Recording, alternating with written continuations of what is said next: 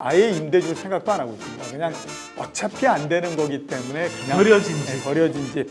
옛날에 우리나라에 중앙대학교를 제1교포가 인수를 한 적이 한 번 있었거든요. 가서 물어봤어요. 돈이 어디 있으셔서 이거를 인수하려고 하십니까? 내가 가지고 있는 신주쿠에 있는 땅 조금만 팔면 이거 다 인수할 수 있습니다.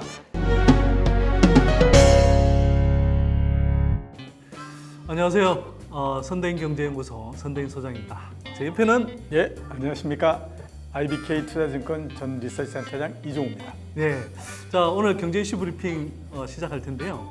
오늘은 어떤 주제로 한번? 예, 오늘은 일본 얘기를 좀 해야 될 것 같은데 일본 얘기 중에서 특히 일본 부동산, 그중에 일본의 빈집이 과연 어느 정도인가, 왜 그렇게 빈집이 생겼고 앞으로 그게 우리나라는 어떤 형태가 될 건가 하는 것들을 한번 짚어보는 시간을 갖도록 하겠습니다. 일본 빈집이 지금 대략 한 850만 채 정도 되죠. 네. 그 작년 말에 일본의 가구 수가 총 6,220만 채입니다. 그 중에서 빈집이 846만 채니까 13.6%네요. 그러니까 8채 중에 한 채 정도가 비어 있다. 이렇게 볼 수가 있는 거죠. 매년마다 보면 그 일본의 빈집이 25만 채 정도씩 매년마다 증가를 합니다. 내년도가 되면 아마 900만 채를 넘어가는 형태가 될 걸로 그렇게 생각이 되고 있고 2025년 되면 1000만 채 정도 된다라고 전망을 하고 있는데 그 노무라 경제연구소의 전망은 보다 더 적극적입니다. 2040년 정도 뭐 이런 정도 되면 2천만 채를 넘어갈 거다라는 그 얘기를 하고 있거든요. 한번 생각해 보면 2천만 채면요 정말 어마어마한 숫자입니다. 그죠? 그래서 굉장히 많은 집들이 비어 있을 거다, 비어 있을 수밖에 없다 이렇게 이제 얘기를 하고 있는데 빈집의 유형은 두 가지입니다. 크게 봐서는 두 가지인데 하나는 임대를 주려고 그러는데 임대가 전혀 안 나가는 주택. 그게 전체 빈집의 대략 한 55% 정도 차지하고 있고요. 나머지 35%는 아예 임대 줄 생각도 안 하고 있습니다. 그냥 어차피 안 되는 거기 때문에 그냥 버려진 집. 그렇게 해서 이제 이게 되고 있는 게 한 35% 정도 되고 이런 건데 우리가 그냥 흔히 이렇게 생각해 볼 수 있잖아요. 시골 지역에 있는 집 이런 데는 우리나라도 비어 있다. 그러니 일본이 비어 있는 거 당연하지 않냐. 대신에 동경을 비롯한 수도권 이런 데는 괜찮지 않냐 이런 얘기들 많이 하거든요. 일본에서 이제 큰 도시 지역이라고 얘기하는 곳이 네 군데입니다. 하나는 동경 지역, 또 하나는 이제 오사카 지역, 또 하나는 가나가와현, 그 다음에 또 하나는 아이치현 이렇게 이제 네 군데거든요. 대충 보게 되면 빈집의 비율이 10% 넘습니다. 그러니까 네 군데 다? 예, 네 군데 다. 비율만 보면 이제 전국 비율 거의 14%보다는 조금 낮지만 문제는 뭐냐면 빈집의 숫자를 따지게 되면 이 지역들이 굉장히 많아요. 비중이 높다. 그래서 전체 일본의 빈집의 30% 정도를 이 4개 대도시 지역 여기가 차지하고 있는 거죠. 옛날에 우리나라에 중앙대학교를 제1교포가 인수를 한 적이 한 번 있었거든요. 그때 이제 언론에서 가서 물어봤어요. 돈이 어디 있으셔서 이거를 인수하려고 하십니까? 내가 가지고 있는 신주쿠에 있는 땅 조금만 팔면 이거 다 인수할 수 있습니다. 근데 뭐 지금은 보면 뭐 거기가 비어가지고 지금 난리가 아닌 상태가 됐으니까 우선 이제 가장 큰 이유가 되는 거는 인구 감소. 일본의 현재 인구가 갈수록 줄면서 비상이 걸렸습니다. 1억 2,700만 명인 현재 인구가 2060년에는 8,600만 명으로 줄어들 것이란 전망이 나왔습니다. 일본에서 베이비붐 세대라고 얘기하면 1940년서부터 1970년대생까지가 베이비붐 세대거든요. 그때 출생률이 2.07이었습니다. 근데 지금이 얼마냐 하면 굉장히 낮아졌다가 일본 정부가 정말 온갖 노력을 다해서 1.4 정도까지를 만들고 있거든요.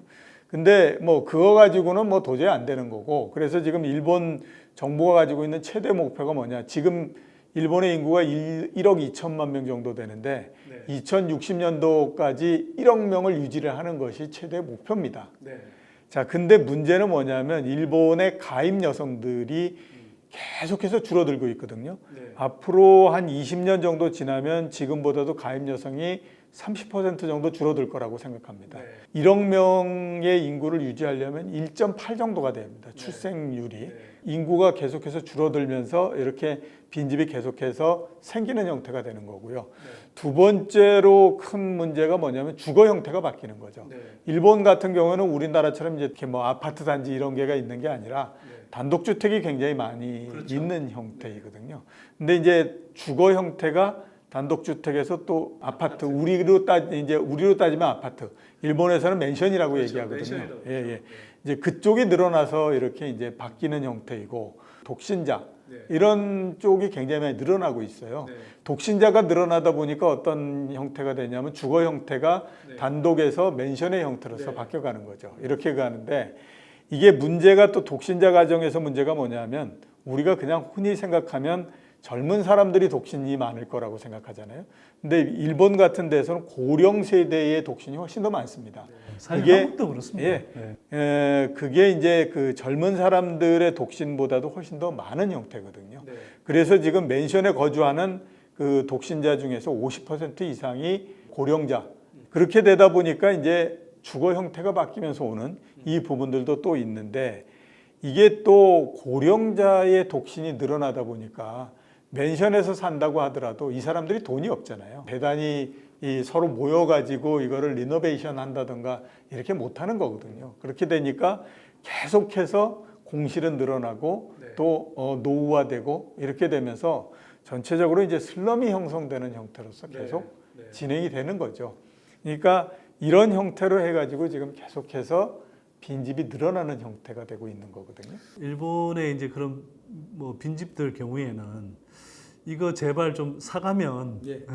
세금만 내라, 예, 네가 예. 세금만 내줘도 이제 감지덕지고 심지어는 세금도 내가 낼 테니 예. 네가 사가기만 해라 뭐 이런 경우도 있더라고요.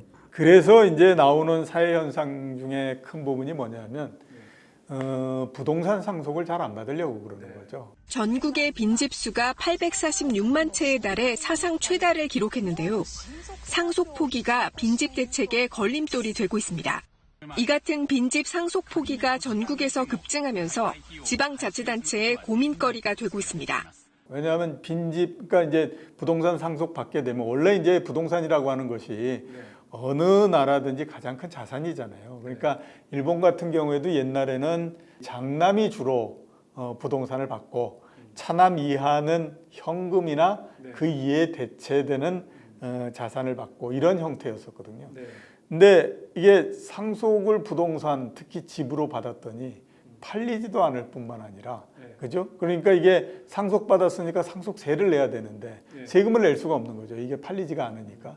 근데 또 거기에서 문제가 끝나는 것이 아니라 이게 상속을 받아놓고 뭐 이렇게 되니까 임대가 또 안 되지 않습니까? 임대가 안 되니까 빈집으로 남아 있어야 되는 거고 빈집이 되다 보니까 계속 노후화가 되는 거고 노후화가 되니까 그거를 옆에 있는 사람들은 컴플레인이 굉장히 심해지잖아요. 그러면 이제 컴플레인이 들어오니까 집을 또 고쳐서 어느 정도 해야 되는데 집을 고치려면 돈은 들어가는데 또 임대가 안 되니까 갖고 있는 사람들 입장에서 봤을 때는 이거 뭐 이렇게도 못하고 저렇게도 못하고 아무튼 참 골치 아픈 형태가 돼버리는 거죠. 그러니까 옛날에는 사실 이제 부동산을 물려받으면 사실 장남들이 상대적으로 그래도 좀 이렇게 혜택을 받다고 이렇게 생각하는데 오히려 이제 혜택은커녕 애물단지가 돼버리는 거죠.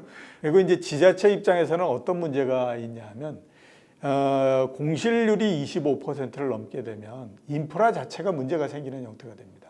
예를 들어서 이제 상하수도 시스템에서 상수도 시스템 같은 경우를 한번 보면 쓰는 사람이 적게 되면요, 그 수도 간 내가 노후화돼 버리기 때문에 문제가 굉장히 많이 생기는 형태가 돼 버리거든요. 그러니까 이게 지자체 입장에서도 굉장히 골치 아픈 거예요. 그러네요. 그런 부분까지는 저는 생각을 못 해봤네요. 그러니까 이제 지자체들은 어떤 꾀를 내냐면 그러면 외곽에 있는 사람들을 안으로 옮겨가지고 거기에 모여 살게 만들자. 이른바 이제 콤팩트 시티라고 하는 그 플랜을 내놓은 형태이거든요. 뭐 우리말로 압축 도시라는 표현을 하는데, 그렇죠. 그러니까 예전에 이렇게 확장해서 멀리 나가라 이렇게 이야기했는데 이제는 인구가 줄어드니까 안쪽으로 계속 모아가지고 좁은 공간에서 최대한 공공 인프라를 좀 효율적으로 사용할 수 있도록 예, 예. 그렇게 그렇게 도시 구조를 이제, 바꿔가는 예. 가는 거죠. 그렇게 가자 이렇게 이제 되는 거죠. 근데 사람들이 사는 지역을 강제로 이렇게 옮긴다라고 하는 것은 거의 불가능하잖아요. 그렇죠. 그렇게 돼서 굉장히 문제가 생기는 거거든요. 한국 주택 시장은 네. 어떻게 될까요? 우선 보게 되면요, 이게 그 인구가 감소하고 이런 형태가 되면 일본과 같은 형태가 되는 건 불가피해지는 부분입니다. 그러니까 일본이 무슨 정책적 능력이 없다든가 또는 그 정부가 옛날서부터 돈이 없었기 때문에 이 부분에 대처하지 못한다든가 이런 부분들이 아니거든요. 이건 인구가 줄어들고 이렇게 되면 필히 올 수밖에 없는 부분인데, 자, 앞에서 제가 말씀드렸잖아요. 일본의 출생률이 1.4다.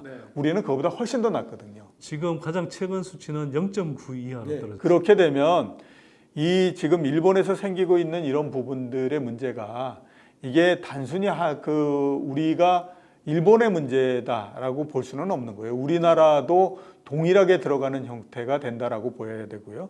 아직까지 우리나라가 그 인구가 감소하다든가 이런 부분들이 안 왔기 때문에 이거에 따른 영향은 그냥 말만 하고 있는 형태다라고 봐야 아직 되지만, 본격적으로 안 닥친 거죠. 네, 사실은 그렇죠. 이제 자연 인구 감소가 올해가 처음 시작되는데 사실은 이 인구가 본격적으로 감소하는 건 앞으로 5년, 10년 후에 사이에 굉장히 가파르게 일어나는데 아직은 그 여파가 이제 본격적으로 아직 안 건 거죠. 그리고 안 왔고 그랬기 때문에 우리나라 사람들은 여태까지 겪었던 거를 가지고 계속해서 이제 그 가격을 생각하고 부동산을 생각하는 거잖아요. 인구가 계속 늘어오면서 그렇죠. 집값이 뛰었던 경험만. 근데 일본 같은 경우에 그게 안 된다라고 하는 것이 보이잖아요.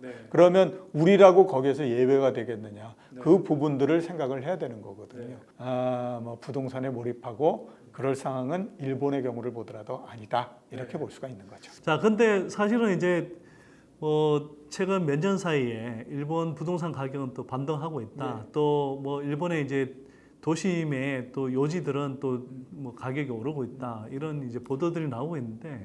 그거는 제가 잠깐 말씀드리게 되면 일단 일본의 집값은 그동안 굉장히 많이 떨어졌습니다. 그렇죠. 그렇기 때문에 바닥에서부터 조금만 오른다고 하더라도 사람들이 느끼는 건 굉장히 강하고요. 그다음에 두 번째, 도심의 가격은 오른다라고 하는 건 앞에서 제가 말씀드렸잖아요. 외곽 지역 부분들은 더 하는 거고 도심 부분은 이제 뭐 외곽이 비면서 일부 이렇게 오르는 부분. 일부 성공적으로 도심 이제 재생에 성공한 지역들 중심으로 이제 일부 오르는 거고요. 뭐 부동산 가격이 이만큼 뚝 떨어졌다가 요만큼 오른 거죠. 사실 뭐 일부 뭐 그 중에서도 이제 또 뭐 지역별로 격차가 나긴 하지만, 그래서 이제 한국 언론들 경우는 이렇게 뚝 떨어졌던 것들은 생략하고 요 바닥에서 오른 것들만 가지고 일본도 뭐 인구 감소했지만 계속 오르고 있다 뭐 이런 이야기를 자꾸 하는데 전체를 그림을 보셔야 됩니다. 그 전에 일본 부동산의 히스토리를 보게 되면 굉장히 오랜 시간 동안에 걸쳐서 굉장히 많이 떨어졌기 때문에요. 가격이 어떻게 맨날 떨어질 수가 있습니까? 어느 수점에서는 조금 올라가기도 하고 또 뭐 바닥을 치면 어느 정도 올라가기도 하고 이렇지만 그게 위에서 보게 되면 아주 미미한 수준입니다. 그렇죠. 자, 오늘 센터장님께서 일본의 빈집 뭐 850만 채, 뭐 조금 지나면 1000만 채 시대가 도래하는데 이게 결국은 인구 감소의 문제 때문에 일어난 것이고, 근데 이것이 사실은 한국에서도 지금 닥치고 있는 문제다라고 이제 볼 수 있을 것 같고요. 특히 연세가 좀 젊으신 분들은 너무 조급하게 생각하지 마시고요. 이 주택시장의 큰 흐름을 좀 내다보고 판단하시는 게 좋겠습니다. 자, 오늘 경제 이슈 브리핑 여기서 마치도록 하고요. 저희는 다음 이 시간에 또 더 유익한 주제로 찾아뵙겠습니다. 고맙습니다. 고맙습니다.